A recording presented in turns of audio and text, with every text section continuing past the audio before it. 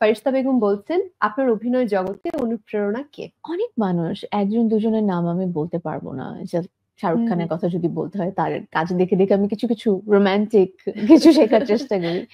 And এছাড়া প্রতিটা ক্ষেত্রে there is so many people, প্রথম যে অভিনয় বাট করবে সেই এইটা পুশটা তোমাকে এভাবে কি দিয়েছিল বলাটা বা কে আমার জন্য দিয়েছিল? একটু ডিফিকাল্ট। কেন আমি বলি, আমি যখন ফার্স্ট অ্যাক্টিং করতে আসি আমি কখনো চিন্তা করিনি যে আমি অভিনয় করব। আমি খুবই ক্যামেরা শাই একটা পার্সন ছিলাম। আমি কথাও আসলে এত আস্তে বলতাম যে পাশের মানুষ শুনতে পারতো না ছোটবেলায়। সো ওখান থেকে এখানে কাজ করা, আমি জাস্ট চলে এসেছি, কাজ করা শুরু করে দিয়েছি এবং দর্শকের ভালোবাসা পেয়ে আই ওয়াজ মানে ওভারওয়েলমড, এন্ড এরপর থেকে জিনিসটা আমি কন্টিনিউ করে গেছি।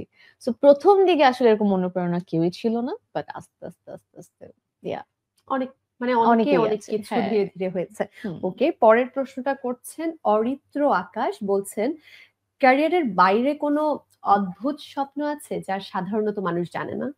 অফকোর্স আমার খুব ইচ্ছে ছিল আমি পাইলট হব। এই আমারও আরো অনেক ইচ্ছা আমার, শুধু ছোটবেলায় মনে হয় কিছু বাদ রাখিনি না? না, আমার ছোটবেলায়, একদম ছোটবেলায় যখন বারবি নিয়ে খেলতাম তখন মনে হতো বারবির কাপড় চোপড় বানাতাম, I want to be a fashion designer. তুমি এতে তারপরে ভালো হতে পারতে, তাই না, আমার মনে হয়। I will try.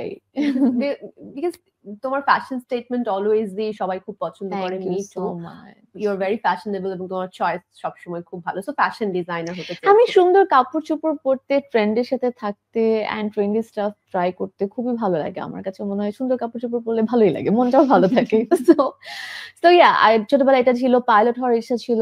তারপরে কিছু বড় হওয়ার পর যখন আমি মেজর মার্কেটিং এ করছিলাম তখন আমার ইচ্ছা ছিল হয়তো বা আমি বড় হয়ে কোনো এজেন্সিতে জব করব বা ব্যাংকে জব করব। এগুলো বাট কিন্তু কোনোটাই খুব একটা অদ্ভুত ইচ্ছে না, নো, অদ্ভুত মানে আমি এখন যেটা করছি সেটার সেটা থেকে অনেক আলাদা। অনেক আলাদা অফকোর্স। অদ্ভুত কোনো কিছু ইচ্ছে আছে? অদ্ভুত তো আই ডোন্ট থিংক সো।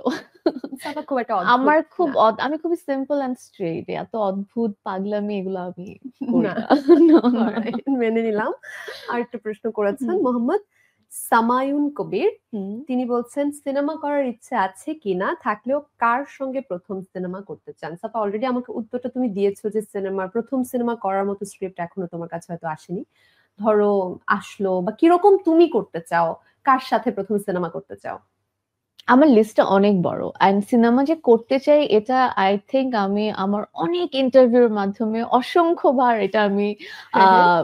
প্রকাশ করেছি। সো অফকোর্স সিনেমা করতে চাই ইনশাল্লাহ, একদিন আপনারা আমাকে সিনেমাতে দেখবেন।